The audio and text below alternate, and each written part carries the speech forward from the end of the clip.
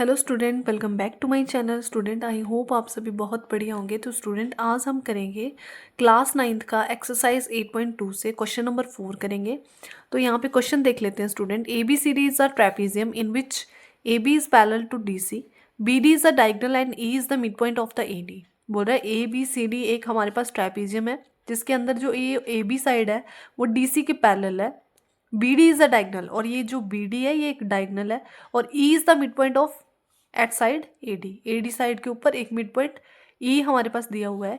A line is drawn through E parallel to A B. बोल रहा है एक लाइन ई से खींची जा रही है जो ई मिड पॉइंट है, और किसके पैरेलल खींची जा रही है? ए बी के पैरेलल खींची जा रही है। Intersecting B C at F. बोल रहा है ये जो बी सी है इसको एफ पे काट रही है ये वाली लाइन जो खींची जा रही है। ठीक है, show that F is the mid point of the B C. बोल रहा है हमें बताना है कि ये जो एफ है ना ये बी सी का मिड पॉइंट होगा। क्वेश्चन में हमें ये तो क्लियर कर दिया है कि जो ई है ये मिड पॉइंट है ए डी का, तो हमें ये प्रूव करना है कि ये जो एफ पॉइंट है ना यहाँ पे जब ये लाइन इंटरसेक्ट करती हुई आ रही है तो ये एफ पे जब जब इंटरसेक्ट कर रही है तो ये बी सी को क्या कर देगी? बी सी का एक मिड पॉइंट बन जाएगी। हमें ये प्रूव करना है। तो आई होप आपको क्वेश्चन बहुत अच्छे से क्लियर हो गया स्टूडेंट। सोल्यूशन में आप देखोगे कि सबसे पहले हम चूज करेंगे in triangle A B D. ये जो ट्रायंगल है ए बी डी, इस ट्रायंगल की बात कर रहे हैं। आपने अभी इस पार्ट को इग्नोर करना है, बस इस ट्रायंगल के ऊपर ध्यान देना है। आप देखेंगे कि ये जो ई है ना ये तो पहले से ही बता रखा है कि ये हमें मिड पॉइंट दिया हुआ है किसके ऊपर? ए डी के ऊपर। तो यहाँ पे आ गया ई is the mid point of A D. तो मैंने यहाँ पे लिखा ई is the mid point of A D. अगर ई मिड पॉइंट है ए डी का, तो जब ये ई लाइन जाएगी तो यहाँ पे लगेगी मिड पॉइंट कन्वर्स थ्योरम। यहाँ पे कौन सी थ्योरम लगेगी? Mid point converse theorem. अगर आपको वो थ्योरम क्लियर नहीं है तो मैं आपको बता दूं कि वो आप मेरी शॉर्ट वीडियो में देख सकते हैं कि मिड पॉइंट कन्वर्स थ्योरम क्या होती है। यहाँ पे मैं बता देती हूँ कि मिड पॉइंट कन्वर्स थ्योरम हमें बताता है कि अगर मेरे पास कोई ट्रायंगल है, जैसे मान लो ये मेरे पास कोई ट्रायंगल है, ठीक है। अगर मेरी ट्रायंगल में इस साइड के ऊपर कोई मिड पॉइंट दे रखा है, मुझे पॉइंट दे रखा है ई, ठीक है। जो लाइन इंटरसेक्ट करते हुए जाएगी वो नीचे वाली साइड के साथ पैरेलल होगी और थर्ड साइड को इंटरसेक्ट करेगी, वहाँ पे एक और मिड पॉइंट बना देगी।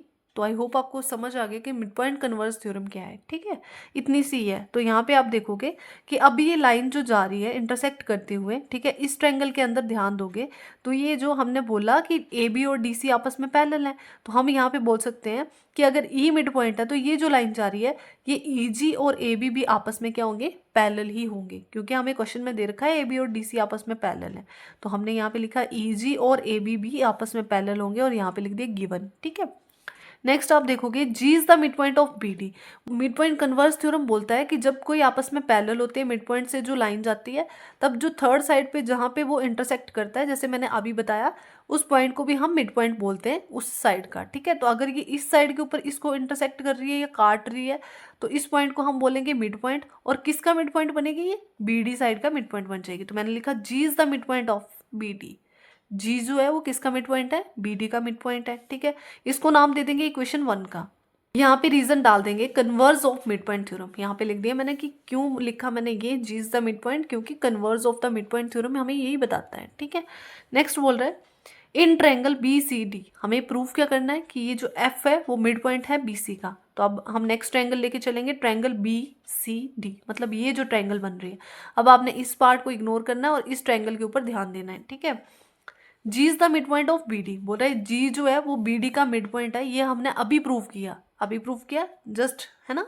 यहाँ पे प्रूव किया था इक्वेशन 1 में। तो यहाँ पे आप लिख सकते हो इन इक्वेशन 1 में अभी हमने प्रूव किया। इन इक्वेशन 1 में हमने अभी प्रूव किया इस चीज को। ठीक है, G is the mid point of B D. अब बोल रहा है इस ट्रायंगल के अंदर आप देखो तो जब मिड पॉइंट से कोई लाइन जाती है वो थर्ड साइड को क्या कर देती है?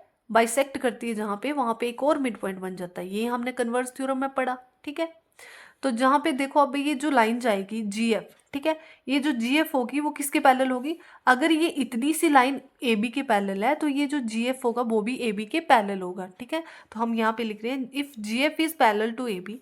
अगर जी एफ ए बी के पैरेलल है then G F is parallel to D सी।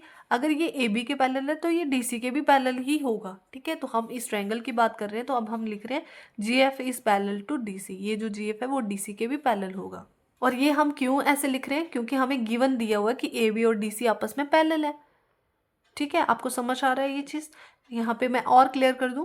अब जब हमने इतनी बात बोल दी कि ये दोनों आपस में पैरेलल हैं, तो कन्वर्स थ्योरम बोलता है कि जब मिड पॉइंट से कोई लाइन जाती है वो थर्ड साइड को जहाँ पे बाइसेक्ट करती है वहाँ पे भी मिड पॉइंट ही होता है।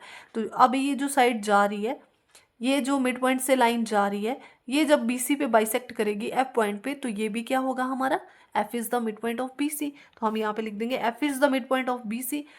क्यों BC के मिड पॉइंट है ये? क्योंकि हमने कन्वर्स थ्योरम का यूज किया है, बाय कन्वर्स थ्योरम। ठीक है, तो यहाँ पे ये क्वेश्चन कंप्लीट हो जाता है स्टूडेंट। इतना सा ही हमको प्रूव करना था, बहुत ही इजीएस्ट क्वेश्चन था ये।